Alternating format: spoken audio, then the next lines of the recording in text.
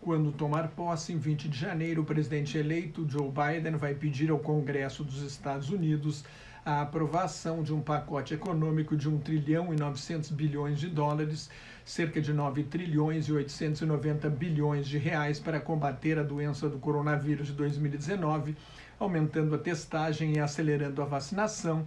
E para recuperar a economia, cada morador do país com renda até 75 mil dólares, R$ 390.500 por ano, receberia uma ajuda direta de 1.400 dólares, equivalentes a R$ 7.290.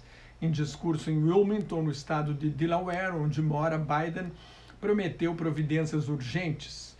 A crise e o sofrimento humano são claramente visíveis. Temos de agir e agir já. Não podemos aceitar a inação, declarou Biden. Há 6 dias da posse, o presidente eleito apresentou um plano para reabrir as escolas, testar mais, vacinar 100 milhões de pessoas em 100 dias, combater a fome e dar ajuda de emergência a trabalhadores, pequenas empresas, governos estaduais e municipais.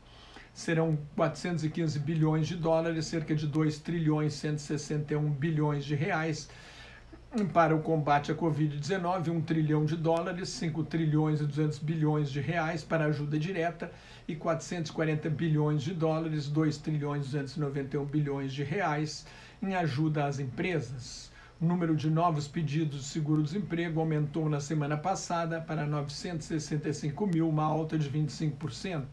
O relatório de emprego do mês passado apresentou um saldo negativo de 140 mil vagas fechadas a mais do que criadas. Uma diretora do Banco Central dos Estados Unidos advertiu que a taxa de desemprego para os trabalhadores de baixa qualificação deve estar em torno de 20%. O índice de desemprego geral está em 6,7%. Entre os brancos é de 6%, entre os negros chega a 9,9%. Biden quer a aprovação imediata do plano de resgate dos Estados Unidos. Em fevereiro, deve propor outro pacote de recuperação da economia, com investimentos em infraestrutura, energia limpa, pesquisa e desenvolvimento. Os Estados Unidos registraram mais de 230 mil casos novos e 3.922 mortes em 24 horas.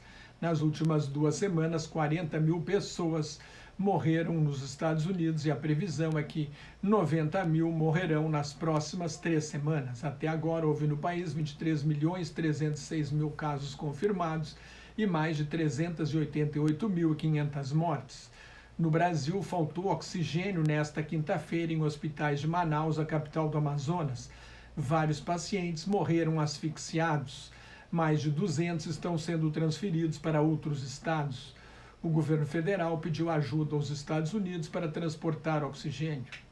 É mais uma cena triste da tragédia cotidiana que é a pandemia no Brasil. Com a boçalidade que o caracteriza, o presidente Jair Bolsonaro pediu calma na vacinação, voltou a defender o tratamento precoce com cloroquina, considerado inútil pela ciência, e declarou que não vai se vacinar.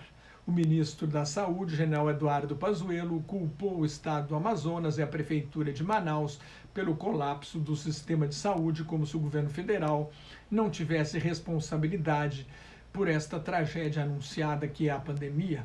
O ministro anunciou o começo da vacinação para 20 de janeiro, mas talvez seja apenas uma cerimônia no Palácio do Planalto e nas capitais estaduais. Depois de prometer prioridade para Manaus, Pazuello afirmou que a campanha começa ao mesmo tempo em todos os estados, sem vantagem para nenhum. Mais de 38 milhões de doses de vacinas foram aplicadas até agora em cerca de 50 países. A Indonésia e a Turquia iniciaram a imunização nesta quinta-feira.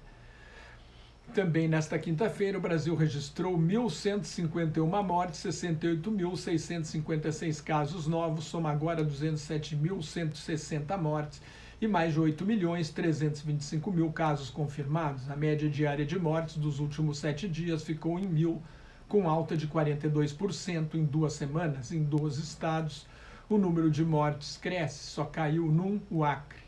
A média diária de novos casos nos últimos 7 dias está em 56.400 453, recorde desde o início da pandemia, com alta de 57% em 2 semanas.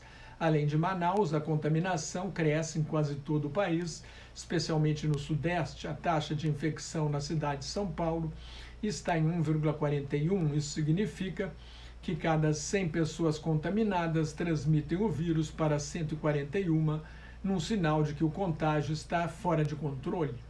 O atual pico é resultado das festas de fim de ano. Como deve haver muito mais festas durante o verão e os resultados da vacinação só serão sentidos mais adiante, a situação vai piorar antes de melhorar. No mundo inteiro, os casos confirmados de Covid-19 passam de 93 milhões, com 1.994.000 mortes. Mais um recorde de mortes num dia foi batido na quarta-feira, com 16.415 óbitos. Quando você estiver vendo esse vídeo, serão 2 milhões de mortes. Mais de 66 milhões e meio de pacientes se recuperaram, 24 milhões e meio apresentam sintomas leves e 111.800 estão em estado grave. A Espanha registrou 878 casos num dia. A França ampliou o toque de recolher noturno a partir de sábado, entra em vigor das 6 horas da noite às 6 horas da manhã em todo o país, por pelo menos 2 semanas. O toque de recolher já havia sido imposto, de 12 horas, já havia sido imposto a 25 dos 94 departamentos da França metropolitana. A partir de segunda-feira, quem não for cidadão europeu terá de apresentar testes de Covid-19 e pode ser submetido a 7 dias de quarentena para entrar na França. Na Alemanha, a primeira-ministra Angela Merkel quer reunir os governadores estaduais para adotar medidas mais rigorosas, alegando que sem esforços adicionais o contágio não vai diminuir. Um alto funcionário do setor de saúde da Alemanha acredita que a pandemia só será controlada pelo fim do ano. Para impedir a entrada de mutações mais contagiosas do vírus, o Reino Unido proibiu o ingresso no país de pessoas vindas do Brasil, de Portugal, de Cabo Verde e do Panamá.